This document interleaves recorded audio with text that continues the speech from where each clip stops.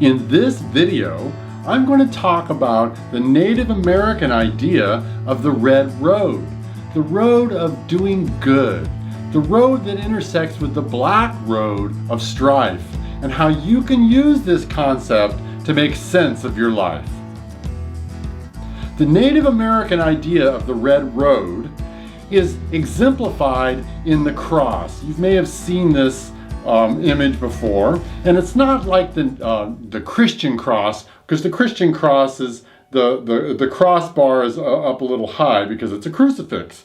The Native American idea of the red road and the black road is a perfect cross, and it is the idea of the four directions: north, south, east, and west, and how these directions create this third dimensional world that we live in. And the red road is the road, is the cross, is the line that goes up and down. And this road is the road of goodness, the road of doing good, not being good. The idea of being good is very different than the idea of doing good. Doing good is what our parents told us to do. Doing good is what society tells us to do. And in many ways, being good is about not being who you are totally. It's about condensing yourself inward. It's about not feeling completely full of your life. You're being good because you're following rules, the rules of society. Now, this is not bad, but this is not the idea of the red road. The red road is the idea of doing good, doing things in a good way. And the idea of good is not the same as the idea as being opposed to evil. Each of us has a different idea of what doing good is. I will say that doing good is always inclusive, and that doing good will always be benefit to yourself and to others. So doing good for the sake of just yourself is not the idea in the red road. The red road is the good road. And if you have to have it explained to you what good is, then perhaps you need to study a little and look deep inside of yourself as to why you're opposed to the idea of good. Because good should be obvious.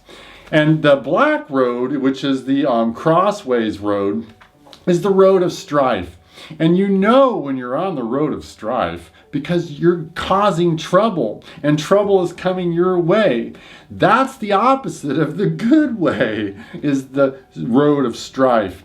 The idea that the road of strife and the black road and the red road intersect is just a fact of life. That even though you're doing things in a good way, you oftentimes run into trouble. And running into trouble is just the way of this world. So doing things in a good way will perhaps cause less strife in your life, but it doesn't mean that you won't run into trouble. You're going to come across people that don't agree with you. You're going to have problems with money. You may well have problems with other people, and that is where the red road and the black road intersect. But the promise of the red road, or not the promise, but the red road is the sacred hoop. It includes everyone. It includes all the animal people. It includes the environment itself, the sacred mother herself. We are all a part of the red road. The black road, in many ways, is created by men's ambition. It's created by our desire to have power over others and to have power over the environment, to have power over the animals, to break this sacred hoop. So to walk the red road is to have that in mind, that life is a circle, that it is a sacred hoop. And when we're walking the red road, we're trying to keep that in mind, to not cause strife. And that doesn't mean that we're not going to run into it. It means that we understand that there's a certain amount of humility in life because we can always do better. To always know that we can always do better is there's a certain amount of equality, that this equality shows us a way to walk with a certain amount of humility. Now, nature itself and the planet itself is different than us because it's not vengeful. The black road is about the road of vengefulness, the road of strife, to get even with others, to have power over others. What the red road does offer us is that we have the right to be here, that we have the right to pray, the right to dance, the right to think, the right to dream, the right to know that we do belong here. And we belong here, and we belong in the spirit world. The red road goes all the way to the spirit world. We walk this red road, and we understand that along this red road that we will make mistakes. But the mistakes are designed to learn. Even terrible mistakes, even mistakes that involve horror, will give us growth. Mistakes that create sorrow will create a certain amount of understanding. So we walk this red road knowing that we belong here, that we belong in life. And as we walk in goodness, then we can feel comfortable that the day will come. The day will come when this body is no longer fit to live in and will die off. And then we can walk further into spirit.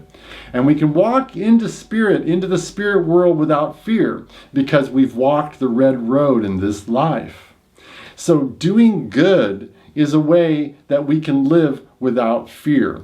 Now, it doesn't mean that we're not going to run into the black road of strife and there will be fearful situations. It's that we have done our best, that we've lived our life in an impeccable way, that we've lived our life without making assumptions that other people have something against us, that we assume that there is goodness and we come from that position of goodness, that we know that we don't spend our time talking in a bad way about others. Instead, we look into ourselves and find our own humility, find that we haven't done our best, that we could do better and strive to do better, strive to do things in a good way so that this life is an avenue back into the spirit world, the world where the sacred hoop is obvious, where we're not so cut away from the reality, that everything is not so broken up into individuality. The hope of walking the red road is that there is a certain amount of understanding in spirit, and the closer we stay to our spirit, to ourself, to who we really are, aside from all the duality in this world, then we can see things in a good way and live by the idea that hoka hey, today is a good day to die, and I'm going to walk into the spirit world in a good way.